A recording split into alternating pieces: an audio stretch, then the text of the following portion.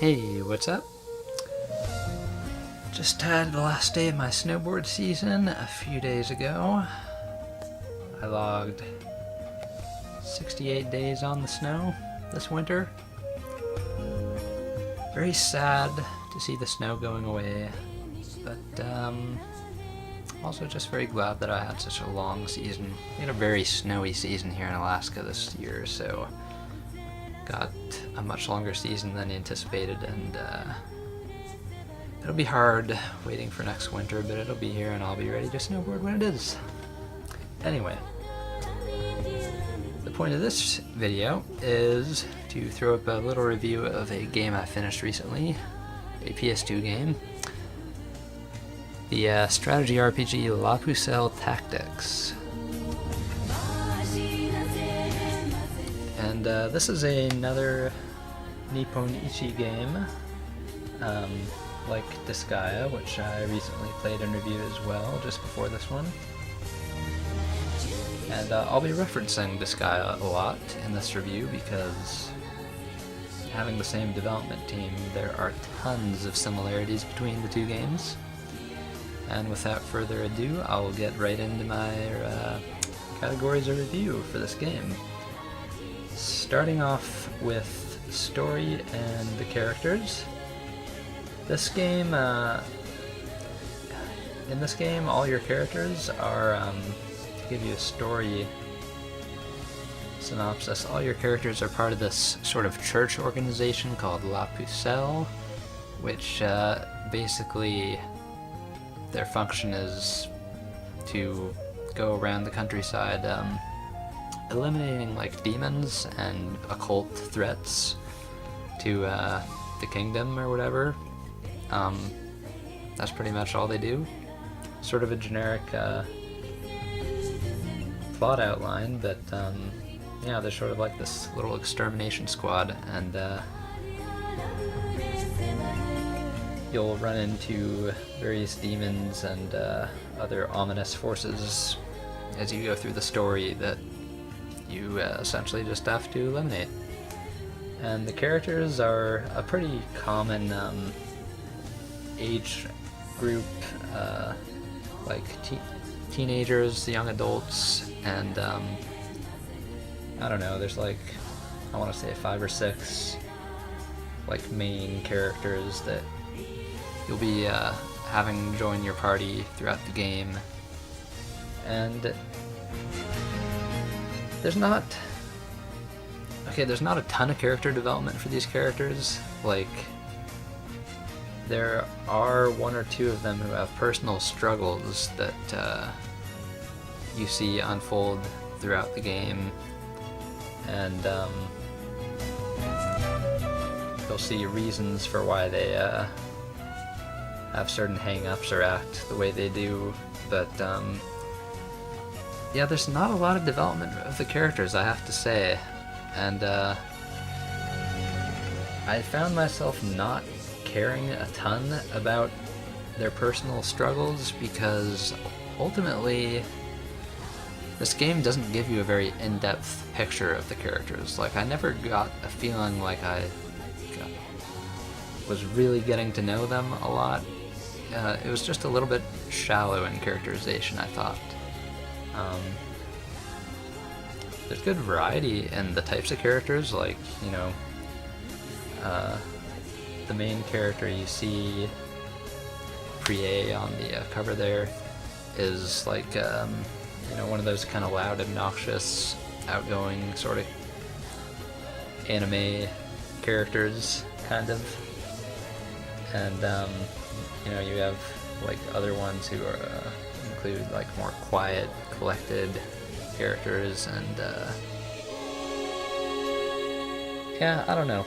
None of the characters really stood out to me. Yeah, there wasn't a lot of time and effort spent on developing their backstories. That's what I'm looking for, backstories. The backstories were not thoroughly fleshed out in a way that could give you more insight into what kinds of people these characters are and like their pasts. It was just sort of like they were there, and Yeah. Also, I'll mention, like, the mythology of this game is pretty weak. Like, there's definitely a mythology the game has with, like, a goddess and some dark prince sort of person, but it's not very well defined, and it is pretty generic. Like, yeah, nothing stood out or was memorable about it. It was just kind of a generic good versus evil sort of story, and the mythology just, yeah, it was very vague, and there just wasn't much there to grasp onto. So that's story and characters. I make it sound like it's overall pretty bad, but you know, it's not horrible. It's just typical and kind of generic for a JRPG. Moving on to gameplay. So this game is a strategy RPG, tactical RPG, whatever you want to call it, grid-based combat, and the first thing you'll notice if you've played Disgaea is that the battle interface and the menus in Pucelle Tactics are virtually identical. Like, there's almost no difference. A few things are changed up, but you'll recognize the same text fonts, the same menu sounds when you are scrolling through menus. You can definitely tell it was developed by the same team. And I would say the battle, which is the main thing you'll be doing in gameplay, is on the strong side. It's pretty good. There's some good dynamics in terms of things like special techniques and moves and acquiring them, and also good interplay and characters having special moves they can team up to execute. Pretty much any of the main characters will be able to do something special when they're like right next to each other on the battlefield and can perform some special move that's pretty powerful.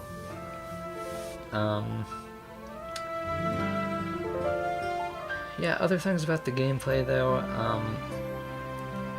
there's this field sort of effect mechanic in this game, analogous to Geosimples in Disgaea, that was a bit weak, I thought. In this game they're called dark portals, these things on the field, and basically, to give you a quick idea of what they are, is there's these like elemental portals that kind of send these rivers. They're like streams of energy across the field, and your characters can stand on those rivers of elemental energy and kind of redirect where they go. And the idea behind them is you can use them to, you can basically direct them to run into enemy characters, like to flow into enemy characters to damage them. And the way you set them off is by purifying the dark portals. And other things about them, one thing that's pushed in the tutorials in the beginning of the game is you can make them encircle. You can make these like streams of energy encircle in various square shapes around enemies to create more powerful, damaging sort of super moves. And it was kind of a letdown though, because the few times I did go to the trouble of doing that, like getting my characters in position to encircle enemies with this energy, the payoff was pretty weak. Like, not much would happen. It would damage the characters inside the circle a little bit, but like, it was honestly just way easier to just like kill them the old-fashioned way, you know, go up to them, and hack away at them with a weapon or magic. So yeah, it kind of just became a tedious part of the battle, to be honest. And the other bad thing about it is if you don't purify these portals that send out these little streams of energy, if you don't purify them, after a while they'll spawn new enemies. And it took me a while to get used to that because at first I didn't want to bother with them. I was feeling my way out around the battle system, and it created a few annoying instances of having these things way across the field I couldn't get to, and new enemies would spawn, and it would make these battles just go on and on forever until you could kill all the enemies. So yeah, I kind of thought that was a weak addition to the game. Other things about gameplay, there are monsters in this game that you can bring over to your side. However, instead of disguise system of creating your own monsters, you basically purify using the same purify action you can do on the portals. You purify these monsters to get them to join you. And it's kind of cool. There's a few different monsters I ended up getting to join my team, but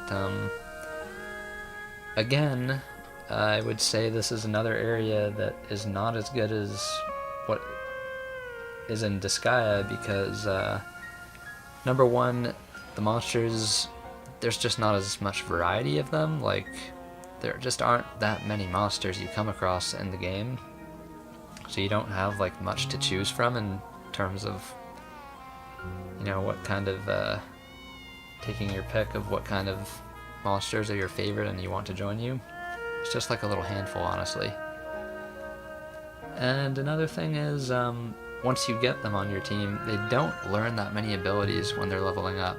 Like, I felt like in Disgaea there was deeper development in terms of battle abilities for the monsters and characters you created.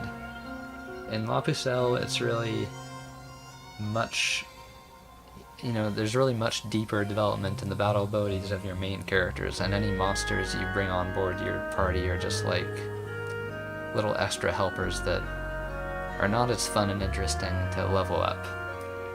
So that's that. I think that pretty much covers gameplay. One thing I'll add about gameplay, in terms of the environments you explore, so it is very heavy on the grid-based battle. Other places you'll go and explore, though, are just a small handful of locations, like little towns, where you'll get to move about them in a side-scrolling fashion. So it's not like any sort of 3D free-moving exploration or anything. And the locations, there are just not many of them, and they're small. Like, they're very small locations. There's just not a lot to do and see, not a lot of other characters to talk to. But the few characters you do get to talk to do have a few amusing things to say. There were some funny moments, a little bit of crude humor here and there, so I did enjoy that. Okay, so, oh, and the world map is one of those deals where you can kind of see a gigantic map and point and click with like a little pointer where you go. So not like a free roaming world map either. Pretty typical for this type of game. So moving on, I will get into let's see what next. Visuals, I guess. So visuals of La Pucelle, it's exactly kind of the same as Disgaea in its presentation. The same little anime type avatars will come up when in the text boxes. And, you know, on the battlefield you've got very detailed sprites that look just as good as Disgaea's. I thought a few of the avatars that popped up in text boxes looked a little funny, a little weird. But it's not a huge gripe. I will say one area this game doesn't quite match up with Disgaea in is the battle move animations. They're just not quite as flashy, not quite as fun to watch.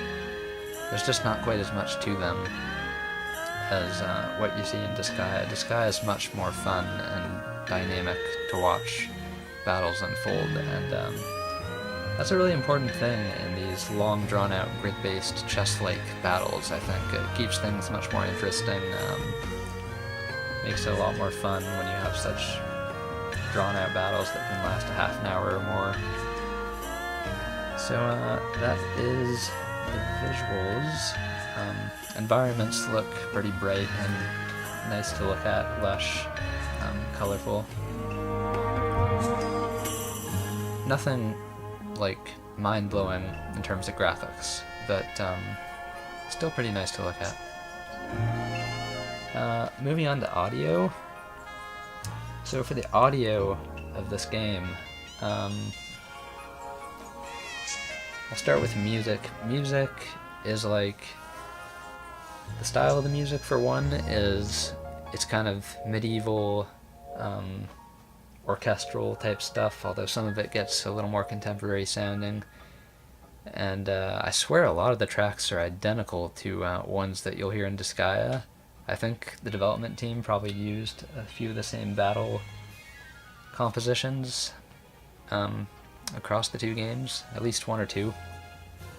Not a big deal, but just something I noted.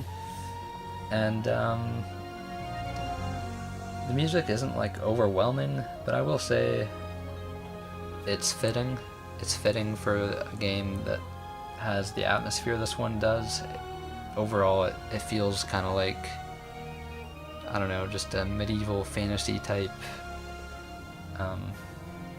setting, and the music fits that. It's nothing to write home about, but it works, and there weren't any songs that were like bad, so that's the music. The next thing I'll touch on, probably the last thing, is voice acting. And I have to say, the voice acting in this game does not measure up to Disgaea. I was blown away by the voice acting in Disgaea. I thought it was phenomenal in every regard.